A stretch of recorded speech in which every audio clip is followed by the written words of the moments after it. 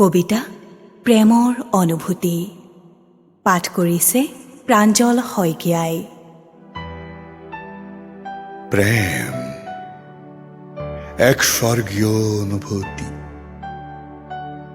দুখনি সেউজীয়া হিয়াৰ পৰা উজাৰি অহা নিৰ্ভেজাল মৰম চেনেহ আৰু ভাল পোৱাৰ প্ৰতিশ্ৰুতি।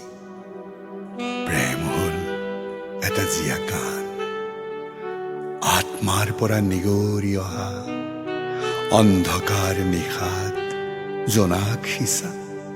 প্ৰেম হ'ল এক সতেজ অনুভৱ, বাংময় দুখন নিবিড় অন্তৰৰ উৎসাহ উদ্দীপনা। দুখৰ পিৰালিত বহি খাব পৰা আকালৰ চিৰা আৰু বুকু জোৰাই দিব পৰা বতাহ ভাল পোৱা। সৈনিকৰো আছে প্ৰেম, শিশুৰো আছে, আছে আশীতিপৰ বৃদ্ধৰ। কোনে পাৰে প্ৰেমক আজুৰি ছিঙিব? প্ৰেমতেই লুকাই থাকে সৌন্দৰ্য শিল্প। তথাপি প্ৰেমত আহে ঘাত প্ৰতিঘাত, আহে সংঘাত।